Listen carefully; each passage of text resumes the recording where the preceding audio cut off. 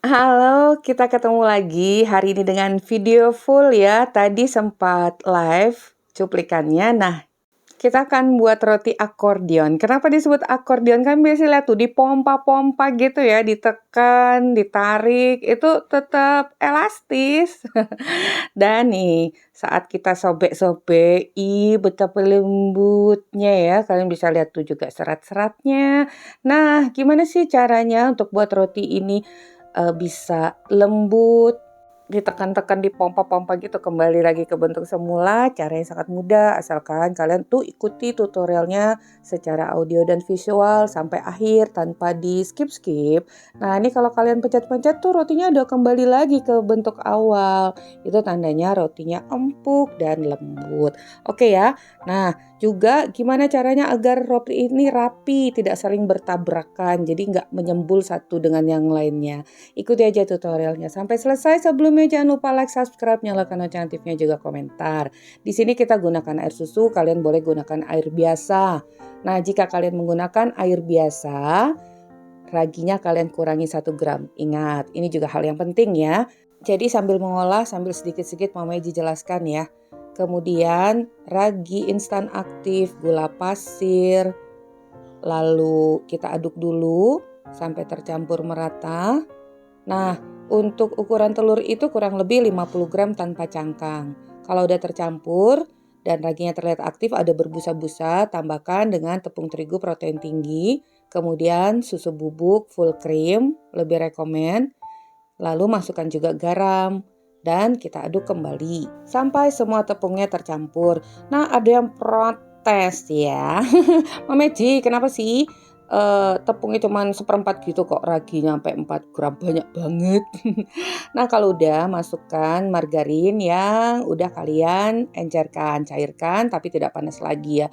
Untuk ngecerinnya itu taruh di tempat nasi aja, jangan lama-lama. Nah, kembali kita aduk tentunya sampai margarinnya tidak terlihat kembali. Selain margarin, kalian boleh menggunakan butter. Nah, jadi penggunaan ragi itu juga penting. Sebentar kita lanjut, kita istirahatkan dulu, dibulatkan tadi ya. Sampai mengembang 2 kali lipat atau double size sesuai suhu ruangan kurang lebih 60 menit. Nah, kalau udah, kalian bisa lihat ini glutennya udah terbentuk bersarang-sarang dan adonannya lunak. Ingat, lunak dan lembab. Jadi penggunaan ragi itu agak lebih banyak 1 gram jika kalian menggunakan banyak lemak seperti susunya ditambah ya, karena di sini kita menggunakan full air susu dan ditambah dengan susu bubuk. Kira-kira seperti itu, kalian udah paham ya untuk penggunaan ragi.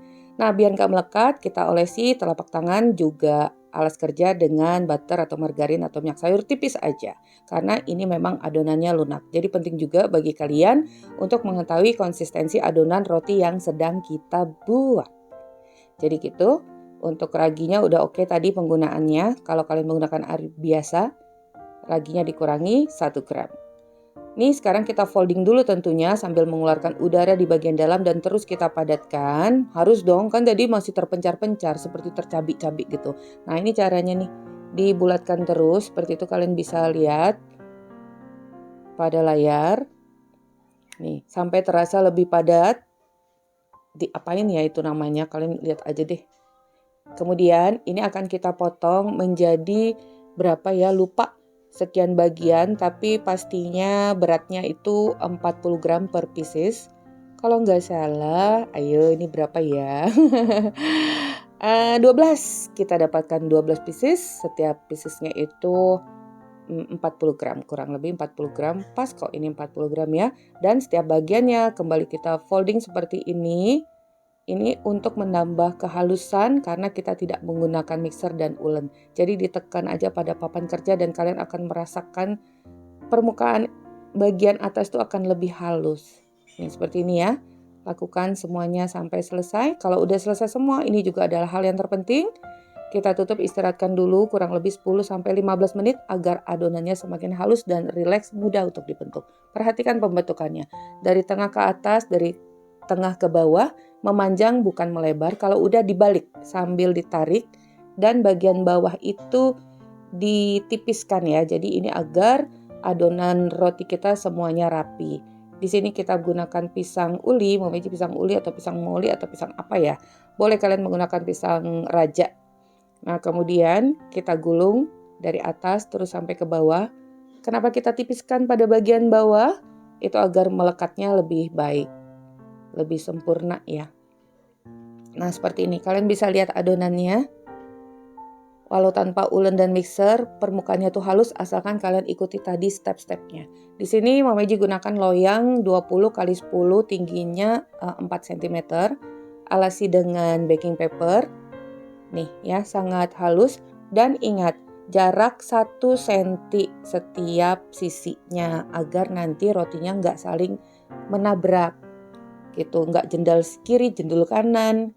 Nah, itu juga harus diperhatikan. Kalau untuk roti yang disusun-susun seperti ini ya, harus berjarak. Jadi kita gunakan 2 loyang dan 2 lagi sendirian deh. Kalau udah, kita tutup dan istirahatkan dulu 25-30 menit sampai mengembangnya 80%. Nah, ingat. Nih kalian udah lihat ya, udah lebih mengembang dan adonannya udah saling merapat tapi tidak saling menyikut. Kemudian ini akan kita oleskan. Ini juga harus kalian perhatikan ya cara mengoleskan kuning telur.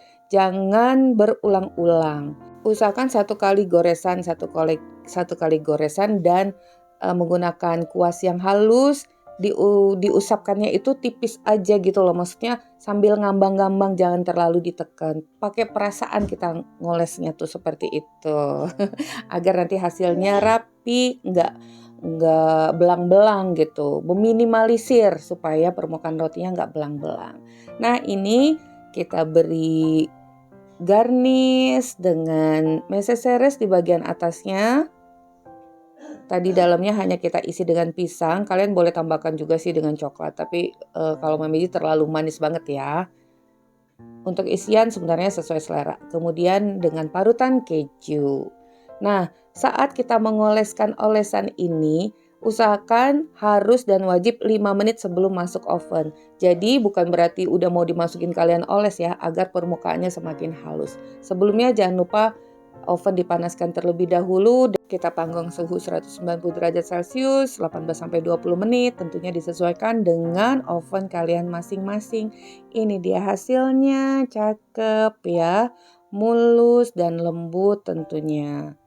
Nih seperti ini. Kalau kita pencet-pencet itu kembali lagi ke bentuk semula dan dengan isian pisangnya yang mengeluarkan madu. Udah pasti rasanya enak nih ya.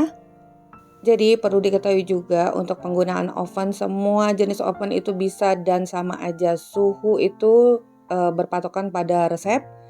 Kembali lagi kita harus mengetahui karakteristik oven kita masing-masing.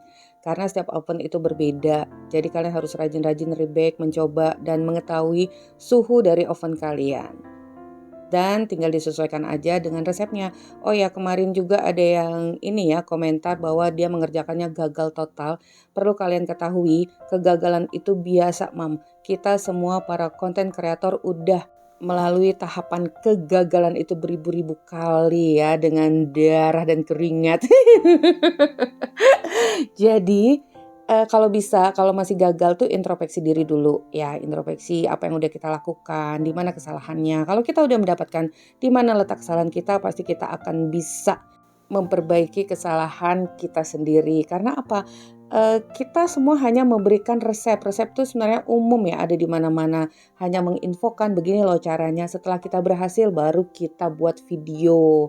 Nah, jadi resep juga bukan kita yang buat. Jadi please ya jangan salahkan resep ataupun ini udah yang sebenar-benarnya loh gitu. Nih dia akordeon kita ketika dipenyet-penyet kembali ke bentuk semula dan kalian lihat nih sobekannya. Jadi seperti itu ya teman-teman, please lah kalau ada kegagalan jangan putus asa, dicoba lagi. Kalau mau ditanyakan boleh tapi jangan menghakimi ya kan. Jadi hubungan kita tuh akan semakin nyaman, bisa saling menghargai. Bukannya begitu? Oke ya. Nah, untuk tips-tips berikutnya bisa kalian saksikan di video Mama Meiji berikutnya lagi. Oke, thank you for being with me today. Assalamualaikum warahmatullahi wabarakatuh.